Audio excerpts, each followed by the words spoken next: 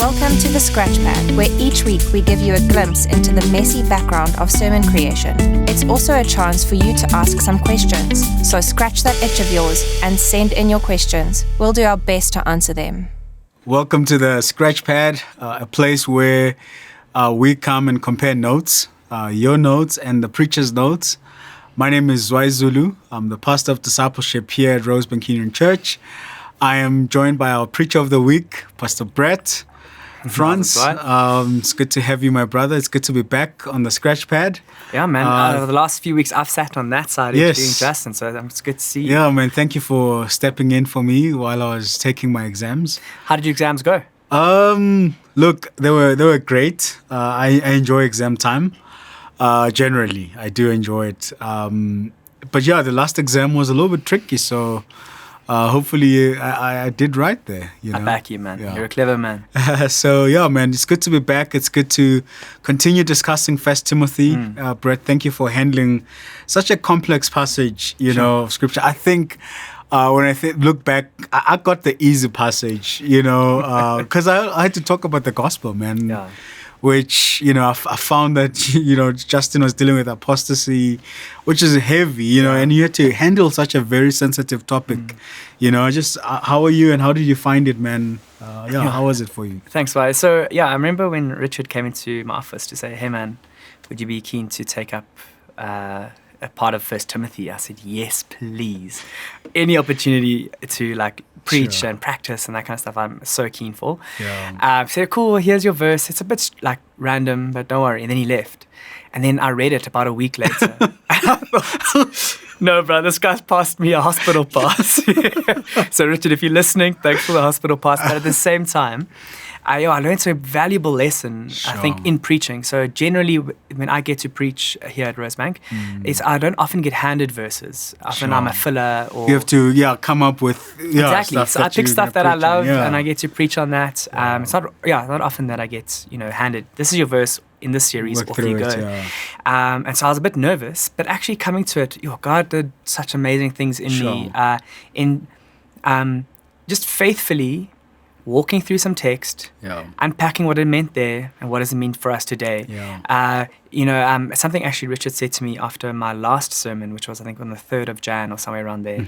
I felt like it didn't go so well and I didn't do the text justice and all that kind of stuff.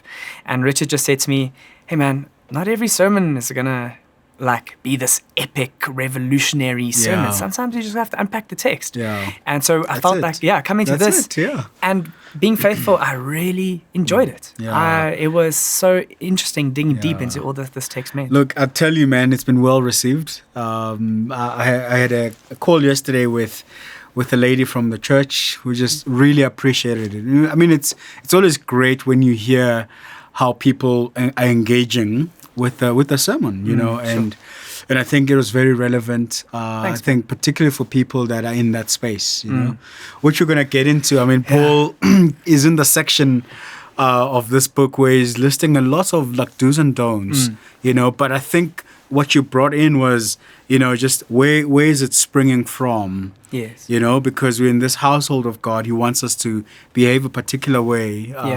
He wants this godliness to be, expressed in this household. And so, this section was very practical, you know. But is there anything else that you'd love to double click on? I have a couple of my questions, but just where do you want to take us today? No, thanks, Zwai. I think, I kept coming back to this. I actually didn't mention it on Sunday in my notes, but that Richard's first sermon, godliness versus goodliness. Yes. And that kept coming in my mind. That's been an overarching theme throughout all our sermons. And this was a very much do this and don't do that. And so it could almost be looked at as goodliness. Yes. But it's obviously not, because it's coming, it's the 5th chapter. It's coming after 4 chapters of Paul just laying down a whole lot of beautiful, he's like what your message was, rooted in the gospel.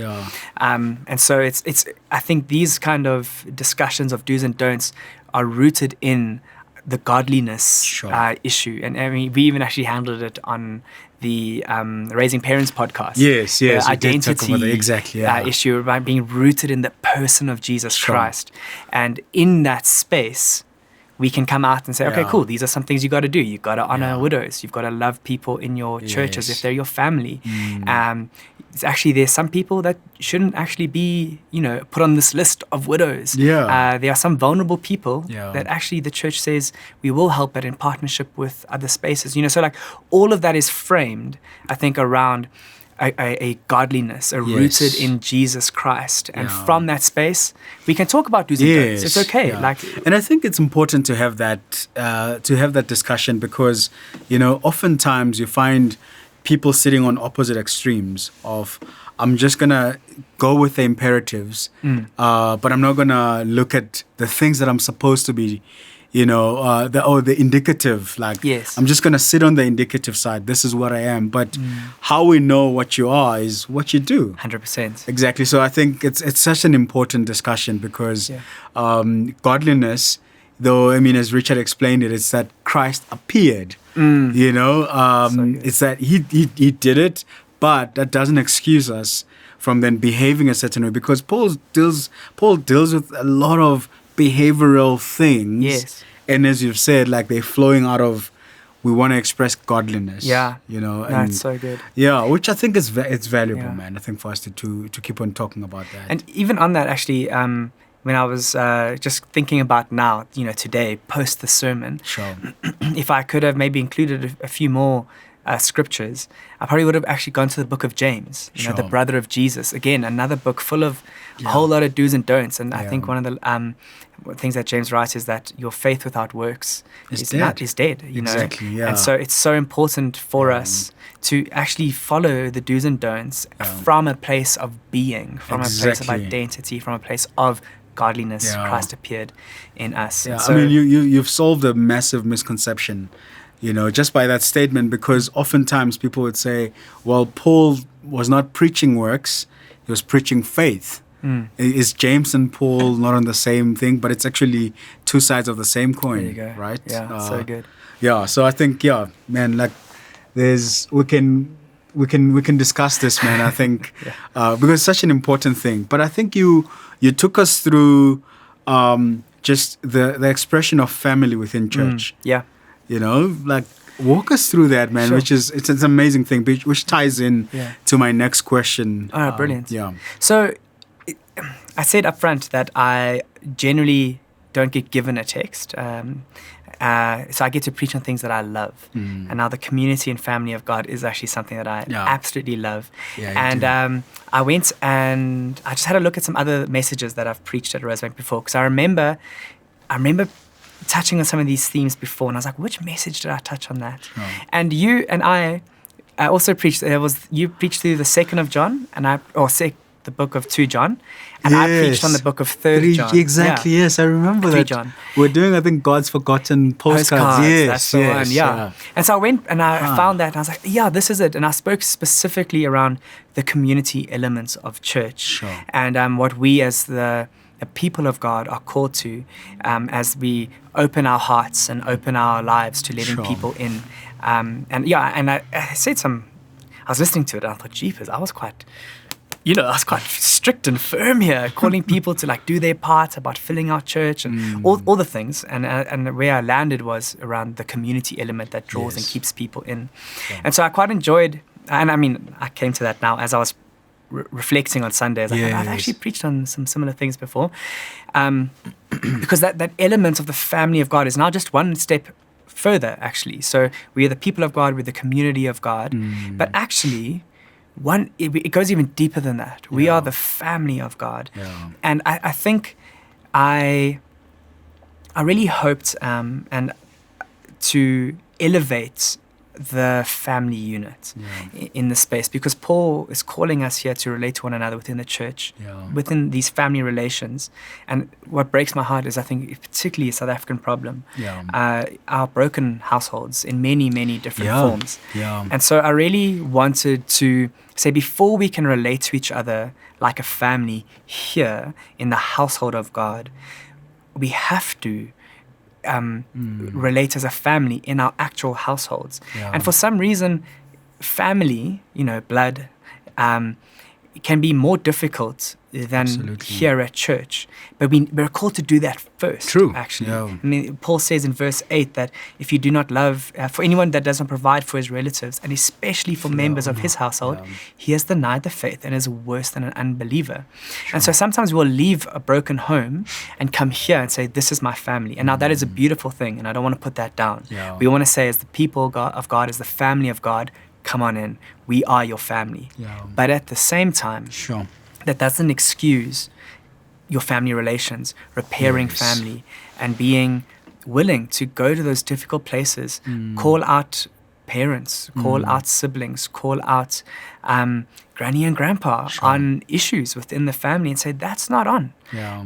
And then also not only calling them out, because I think that creates a space of love and difficulty as well, but then caring for them and saying, I disagree with you completely in one thing, you're my family, and I will love and care for you. And so, just that family unit, again, I think it's difficult for me sometimes. I've been extremely blessed by the family that God gave me. My mom and dad were just so loving and kind, afforded me so many opportunities. And so I come from a fairly good and stable family unit with its mess. Every family is massive. Mess. Yeah, sure. But I mean, I don't have that experience of a complete breakdown. People don't know fathers, don't know mothers. But I think still the authority of God's word and the authority that I feel God has given, particularly me for Sunday, is to still even speak into that space and say, even if it isn't picture perfect, even if it's not just messy, if it's broken, you are called with the spirit of reconciliation, as we see in Thessalonians, as Paul writes, to go into those spaces and reconcile. Yeah, that's very convicting. I mean, in South Africa, you also hear of black tax.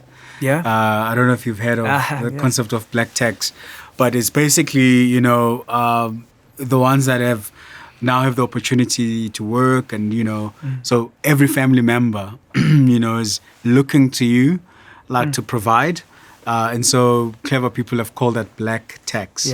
And I think when you put that in light of this passage, I mean, particularly verse 8, you really do think yes, there's an aspect of this that can be abused. Yes. Where families are living recklessly, family members are living recklessly, but we know that so-and-so is going to bail us out. So that's the other side of it. It's just, when it gets abused. But I think on the positive side is, there is neglect that we could have on our part and not help out. And this was so convicting, man. Just, going through this, I'm like, anyone who does not provide for their relatives, and especially for their own household, has denied the faith and is worse than an unbeliever.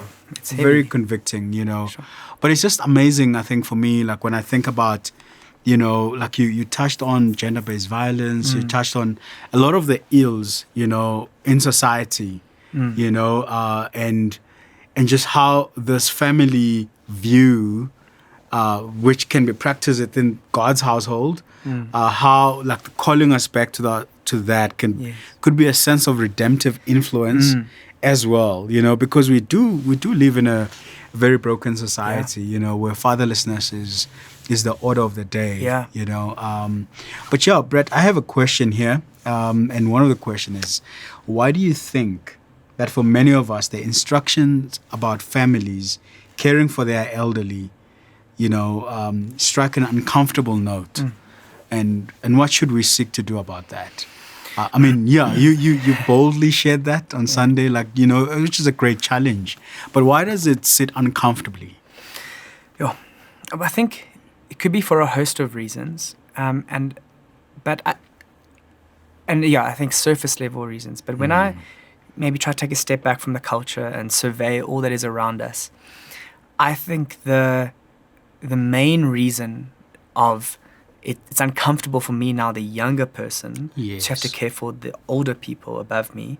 It's rooted in this individualistic mentality or viewpoint, particularly within people like my age group, the millennials. we're very individualistic, and we do stuff that makes me happy, and we do stuff that I want to do, and stuff that's convenient for us. Convenient and instant and all that jazz. And I think it's rooted in it's a selfishness, really, that says, hang on, mom and dad or whoever, guardian, grandparents, you're adults. You can care for yourself. Like I'm now 30, I'm caring for myself. You do you, man. And that's why I touched on the elements of paying back, where Paul says in verse 4, but if a widow has children or grandchildren, let them first learn to show godliness to their own household. Absolutely. And to make some return to their parents. This is the ESV, to make some return. The NIV says to pay back. Yeah. And it's this element that, for sure, your parents, or even your siblings who are similar age to you are adults, if you're sitting in this adult world, and they should be able to take care of themselves. They should not be making these bad financial decisions. They should be able to not make reckless living decisions. But you know what? They have. That's where they are now. And you're tied to them. You're family. And so you're called to step in and assist. Does that assist mean, here's some money, make it better? I don't think so. Yeah. I think maybe where there is a financial need, where we can help, where we are able to, not to the detriment of our immediate family first, we should help. Almost like that, referring to the black tax that you mentioned. But I think help is so much more than that. It's calling them, confronting them, and saying, guys, we can't keep living like this. I mean, in my family, in my experience, not my immediate family, but close enough, I've seen drug abuse within a household, and abuse of this individual jumping between the different family members, and genuinely family trying to provide and care for. But it got to a point where eventually, enough was enough. Yeah. And sometimes we might be enabling, right? We were enabling. And so for our care, it was actually a severing of ties and saying, you got to go get help. Yeah. Don't talk to us until you do. And that was a hard 2-year journey. Yeah. We didn't speak to this individual. It was so difficult. Sure. And now that individual's back in the family and being helped by the family where there is need. And in one way, as like the list of widows who are deserving of help, he is deserving of help because he's made the change. And so I think that's the balance that we're often afraid to enter into as family members. I don't want to enable, or it's going to get messy, and you're an adult, so sort out your life. Don't come to me, which is, I think, selfish and unloving. We should go towards that mess. We're family. Absolutely. Invite in, help restore, but also maybe restoring is a cutoff. It could be that, exactly. So it's not only just throwing money at a problem 100%. and saying, let's fix. I mean, there's an interesting book which I haven't read, but I listened to the author as he was, sort of like launching the book. Okay. He's a Zambian guy. His name is Chulu Mbeto. I hope I'm not messing up his name. But he's written a book titled Why Africa is Poor. Sure. So he explores these, 3 different areas, and one of those areas is community. Okay. It says community or Ubuntu, can be abused. And so the Bible is pro community. Like let's live in community. Like we did the One Another series, which again another expression of the communal aspect.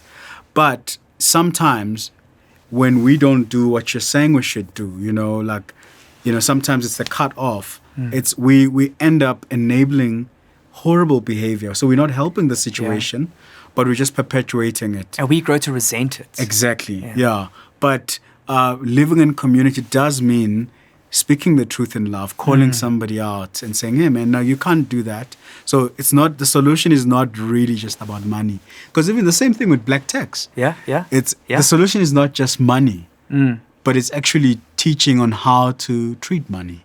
Yes. It could be an expression to that sort. So I think that's very helpful. It's very helpful. I think it's a helpful challenge.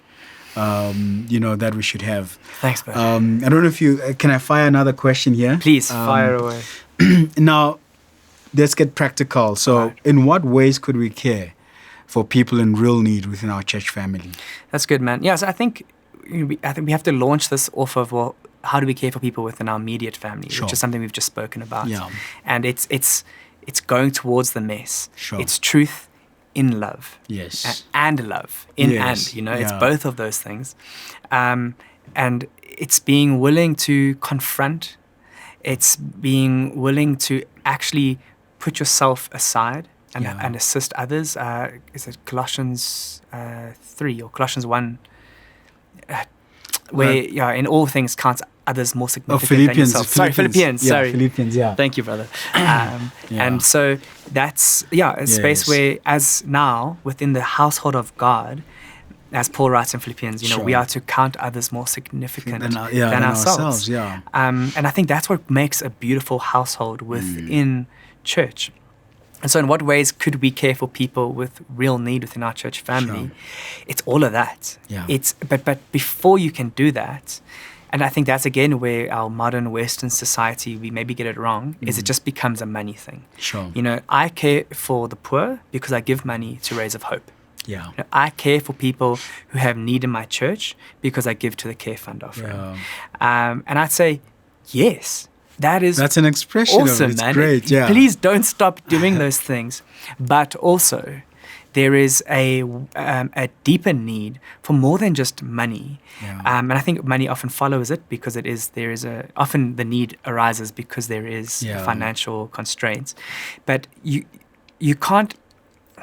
That's like almost absconding responsibility. Yes. Rays of Hope, here's some money, do your thing. I'm going to outsource it. Yeah. Outsource it. Where actually, I think God is calling us to be a family and to first know each other. Yeah. And so when I treat you, Zwai, as a brother, or maybe even a father, because you're so much older than me. No, I'm just kidding.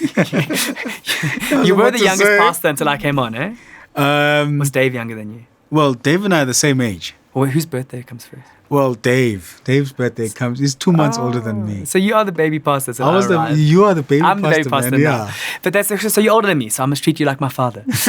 But until I get into relationship with you or get into relationship with the church members, I don't know where that need is. And so before the care fund is needed, before Rays of Hope need to step in Alex, I can actually be friends with these people within my church and say, I didn't know that's where life was. And maybe it's as simple as, why can I come babysit your kids? So that the need, your marriage, the care for your relationship with Z is flourishing and beautiful. And because of that, our church flourishes.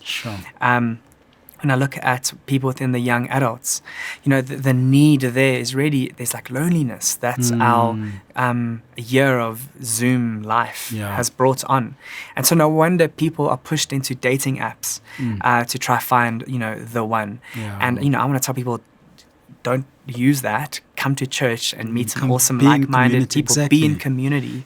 But if we as a community aren't open, if we as a community aren't able to invite people in and love each other as a family, then of course, then use the dating app because we're not doing it. You're going to run somewhere else. You're going to run somewhere else, exactly. It's interesting because, a few weeks back we looked at Acts 2, 42 to 47 at the lead table, and one of the things you see how the early church was, it says they were devoted to the apostles' teaching. Yes. They devoted themselves to meeting together, and they shared their possessions or they sold possessions, to provide for their needs. So which is, you can see the beautiful thing like the care fund. Yes. It is definitely an expression of it, but it doesn't absolve one from stepping in. 100%. Being a part of, actually, I'm going to build relationships. So it's not just throwing money at a problem and just saying, there you go, money, solve it. But sometimes these things need your presence. They need you to be there. And actually, I touched on that in the family units when I spoke to men, particularly. And it's easier for me to speak to men. I'm a man. To say, I don't have a high-power job like I think many people in our congregation working in Sanson, pulling crazy hours. But I don't want to give people the freedom to say, Brett says I mustn't work hard and I must rather just be with my family. No, of course, part of providing for your family, male or female, is working hard, 100%. And you've got to do that. But not to the extent that your presence is just gone. It's not there. And I think that applies down now into our family unit of like, I can speak to me, myself, and maybe even you as a pastor. Like, we can't work so hard as a pastor to come up with the best sermon and awesome podcasts and the coolest email. I don't know, all the things stuff, that, the ministry programs that I oversee within kids and youth, and meeting with all my direct reports. I can't work so hard on all of that, but then forget that I need to be with the people as well. Absolutely, yeah. And that's how I can love the people of this church, is my presence. Yeah. And my presence then allows for me to love and care for them as a family, because I see where there is need. Sure. And so I think with our congregants as well, we can't get so stuck into maybe the serving in our different roles, or we can't, I only watch church online as I'm doing my bits. But actually, you're stealing from the other congregants your presence, which is so part and valuable of a family, of a church family. And so to be physically present, to not leave during the last song, to not pull into the service during the first song, to arrive early, to greet your family members. Get together. I mean, something I remember from the book of 3 John is where he says, greet each other by name. Yeah. And after that service, I remember I got everyone to wear a name tag and write their name and said, there's coffee on the house, go outside and meet some people. Yeah. So like arrive early and meet some people. Yeah. Don't rush off after the service, have a coffee, meet some people. And through that relationship, through that presence, needs will come will be known, and we can help where there is help. Sure. And maybe that help is money, but maybe it's just love. That's a good word, man. Sure. No, that's really great, Brett. And then now, maybe for the final question that I had on my side was, so what sort of behavior would enhance the reputation of the church within our community? Well, I've spoken so strongly about loving each other within the family. Yeah. But I think once we get that right, actually, I think we can't, try to remove the log out of someone else's eye when we still have a log in our eye. Sure. And so as a church, let's learn to love each other well first. But then after that, I think Jesus prays it in, is it John 17? I think, the high priestly prayer that Jesus prays. And he says, for they will know that you are my disciples for the love that you have one another. And I love that verse. So as we learn to love each other as a church community, and then once that love is now, it's beautiful and it's wholesome and it's messy because people's lives are messy. Yeah, that's the thing, Yeah, it's not like it's going to be difficult, guys, when we get this right. But we do that. That inward love, now it naturally just starts reflecting out. It reflects the love of Christ. Sure. And so ways for us to then, the church, to love our community is just to, number one, be this witness of people who care for each other. When someone is in a hospital bed somewhere, and a family member comes over and thinks, hang on, I can't go in because the room's too full, because there's a community group visiting this ill member. That speaks of the love volumes, that this, and all we're doing is loving each other. Secondly, the funeral or memorial of someone within our church family, it's not just family members who go there, but it's church family. Yeah. You're in my CG, someone close to you passed away, I'm there. I'm going to step in. I'm going to step in. I'm going to be there for you. And now all these people are coming and saying, there's something different here. Why did this? I mean, like, they took off half a day to come to you. They didn't even know your mom or your dad, and yet they're here. Yes, because they love me. And so I think where there is need within our church, and we as a church family get around that need and love and support, that speaks volumes to the community around us and becomes a witness of what true community can be.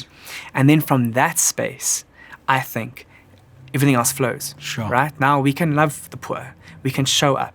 We can create a space for the most vulnerable to walk in, and for them to be met not just by a care ministry, but by a family that is used to caring for one another. And so where I see need, I step in. And so, I mean, like, I guess what sort of behavior, I think it's this, a behavior that emulates a family and emulates the heart of Christ. And then there's a few, obviously, practical things around just physically stepping up and assisting where there is need. Absolutely, man. Sure. Thank you, Brett. Thank you for handling those And I think for our listeners, just, if you've got any other questions, we are continuing in the series. I think we have 2 more weeks, if I'm not mistaken. I think it's 2 more. Yeah, 2 more weeks. So please do send in your questions. We enjoy interacting over these. Brett, before I close, is there anything else from your side that you'd love to just touch on? I think, lastly, just to touch on, I spoke on Sunday and then particularly now around just family values and paying it back to those immediate family members, and then also within the church. If you've listened to the podcast, you know what I've said, and if you listen to Sunday service, you know what I said. But what I want to, I think, round this off with is, older people, because particularly Paul here is writing about widows who were the older people within society, and older people just have such a beautiful soft spot in my heart, and so. When we get a chance to speak over the road at Rosehaven, I love it. I love it, man. The discussions that you have afterwards. Yes. Amazing, man. And the wisdom and life experience. Yeah. And so I think just to say to our church, let's always love the older folk in our congregation. If there are any older folk listening, I just want to say, we love you. Yeah. And we want, I think sometimes, I've seen it with my lovely gran. She gets a bit frustrated sometimes because the church, moves with the time. Actually, listening to Lee Robinson's, he celebrated his 50 years of ministry on Sunday. I listened to it yesterday. It was really, really good. And one of the things he said is I've seen the church change. The church of today is not the church of 50 years ago. Sure. And he's seen the church change with society and technology and all the things. And so I also sometimes see, I think my gran, her frustration of church changing and her almost feeling left out and not wanted. Sure. And so I just want to speak into that very quickly to say to our older folk in our church, you are so wanted, not just wanted, you're needed. People in our congregation are walking with God for longer than I've been alive, and I haven't even been alive that long, 30 years. Some people have been walking with God for 60, 70 years. 70 years, exactly. And we want to say we love you and we need you. And so please don't pull back. Don't say this isn't for me. Yes, I'm not relevant. I'm not relevant. Yes, the church is changing. We maybe don't sing as many hymns as we used to. Maybe the organ isn't out as many times as it used to be. And, I think that's just a time that we're in. But at the same time, I really respect the way, Dave still includes, Dave, our worship pastor. The organ was out, I think, 3 weeks ago. It was beautiful. Hymn still gets sung. And that's, that's our nod to say we know where we've come from. And we're not just saying goodbye to the old. So to say to our older folk, we love you. Yeah. Please always stay engaged. And please keep Rosebank Union as your home. Yeah. And I have a lot of need for community group leaders. Yeah. Or for people that can meet different people for one-on-ones. Yes. And I think our older folk, with the amount of wisdom they have, they definitely have a role to play. So, definitely. Yeah, and I just think, man, let's end it off there. On that note, I think, thank you for handling such a passage, man. Thanks, Zwai. Appreciate it. Thank you, bro. Thanks, brother. And anyways, everybody listening, thank you for joining us today. We'll catch you next week. Cheers. Cheers.